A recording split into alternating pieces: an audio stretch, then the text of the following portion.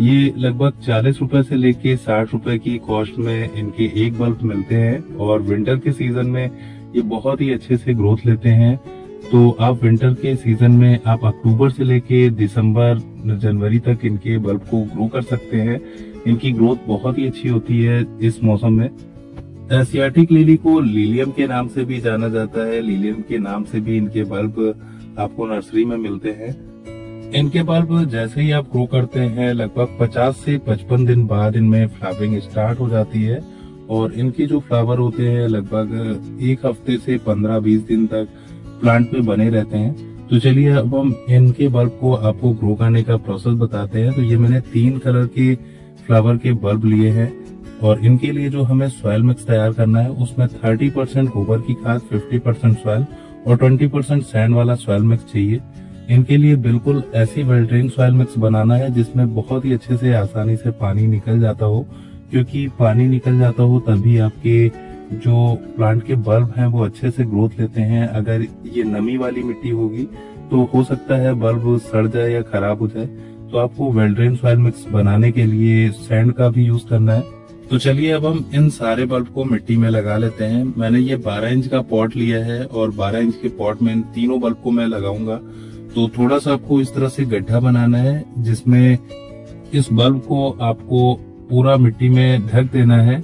इसी तरह हम सारे बल्ब को लगा लेते हैं और थोड़ी थोड़ी गैपिंग रखेंगे। लगभग 2-3 इंच की दूरी रखनी है क्योंकि ये स्टिक की तरह ऊपर की ओर ग्रोथ लेता है। हमने सारे बल्ब को मिट्टी में लगा दिया है और अब हम इसमें अच्छे से पानी दे देंगे। हमें पहली बार ज्यादा से ज्यादा पानी देना होता है क्योंकि मिट्टी में नमी नहीं होती है। तो हमें ऐसा पानी देना है कि मिट्टी पूरी तरह से भीग जाए और फिर इसके बाद इस गमले को हम डायरेक्ट सनलाइट वाली जगह पे रखेंगे ताकि हमारे बल्ब से ग्रोथ हो सके। बल्ब को लगाए आज 12 दिन हो चुके हैं और आप देख सकते हैं हमारे सारे प्लांट की ग्रोथ अच्छी हो रही है और इनको डायरेक्ट सनलाइट में रखने से आपका जो प्लांट है बहुत ही तेजी से ग्रोथ लेता है, अच्छे से ग्रोथ करता है। जितने भी फ्लावरिंग प्लांट होते हैं उनको आपको डायरेक्ट सनलाइट में ही रखना होता है ताकि उनकी ग्रोथ अच्छी हो, उन पे फ्लावरिंग जल्दी होने लगे। तो देख सकते हैं हमारा जो प्लांट है वो उसने काफी अच्छी ग्रोथ ले ली है। तो जब आपका प्लांट इस तरह से ग्रोथ लेना शुरू कर दे तो उसके पॉट में आपको हल्की सी गुड़ाई करनी है।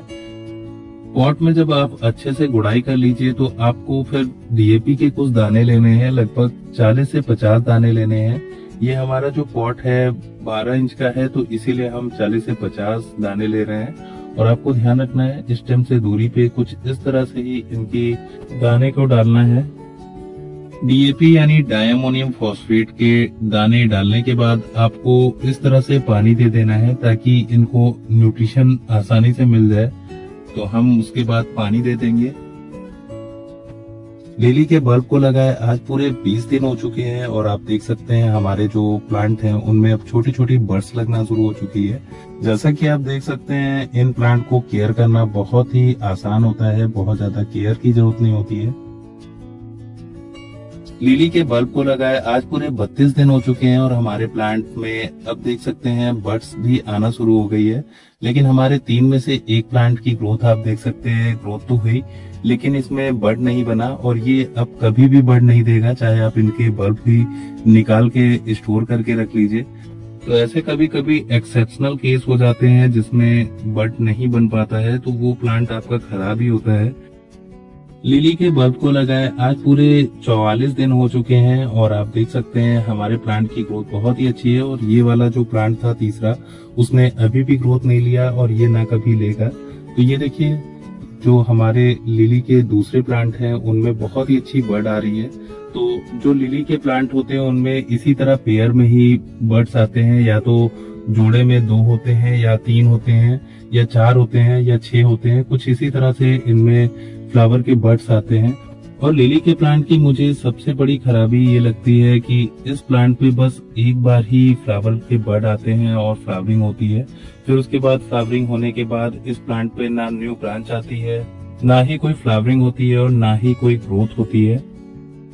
लिली के बल्ब को लगाए आज पूरे 50 दिन हो चुके हैं और आप देख सकते हैं हमारे लिली का पहला जो प्लांट है उसने फ्लावरिंग कर दी है और पहले फ्लावर आ चुका है। तो इनके जो फ्लावर होते हैं लगभग 1 हफ्ते से 15 दिन तक टिके रहते हैं। और ये देखिए जो तीसरा प्लांट था उसने बिल्कुल भी ग्रोथ नहीं लिया, ना ले पाएगा कभी। लिली के प्लांट पे फ्लावरिंग होने के बाद आपको एक बात ध्यान रखनी है, जैसे ही आपके प्लांट पे फ्लावर ब्लूम हो जाए या इस तरह से मोटी कलियां आ जाए तो आप अपने प्लांट को शेड में रख दीजिए, क्योंकि आपके प्लांट की जो फ्लावर है उसकी तब लाइफ बढ़ जाती है, क्योंकि इनके फ्लावर एक ही बार ब्लूम करते हैं। बल्ब को लगाए आज पूरे 57 दिन हो चुके हैं और आप देख सकते हैं हमारे प्लांट पे फ्लावरिंग बहुत ही अच्छे से होना शुरू हो चुकी है और जो पुराना फ्लावर है वो सूख चुका है। बाकी आप देख सकते हैं हमारा दूसरा जो प्लांट है उसमें येलो कलर का फ्लावर आया है। बाकी तीसरा जो प्लांट है वैसे का वैसा ही आपको दिखाई दे रहा है। तो देख सकते हैं मैंने आपको बहुत ही आसान और सिंपल सा प्रोसेस बताया है और इसको ग्रो करना भी बहुत आसान है। अगर आप इनके लिए वेल्ड्रेन सॉइल मिक्स बनाते हैं तो आपको बहुत ही अच्छा रिजल्ट मिलता है और इनको आप बल्ब से ग्रो करते हैं तो काफी ज्यादा कॉस्टली नहीं पड़ते हैं। लेकिन अगर आप इनके इस तरह के ब्लूमिंग वाले प्लांट या बड वाले प्लांट लेके आते हैं तो वो ज्यादा कॉस्टली आपको मिलते हैं, क्योंकि उनकी जो कॉस्ट होती है 100 से 150 रुपए के आसपास होती है।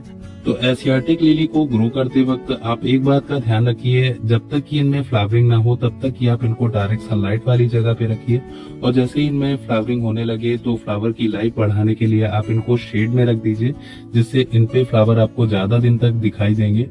तो फ्रेंड्स, ये वीडियो आपको कैसा लगा, इनको बल्ब से ग्रो करने का प्रोसेस आपको अगर अच्छा लगा हो तो वीडियो को लाइक कीजिएगा, चैनल पे लाए सब्सक्राइब कीजिएगा। आज के लिए इतना ही, ठीक है।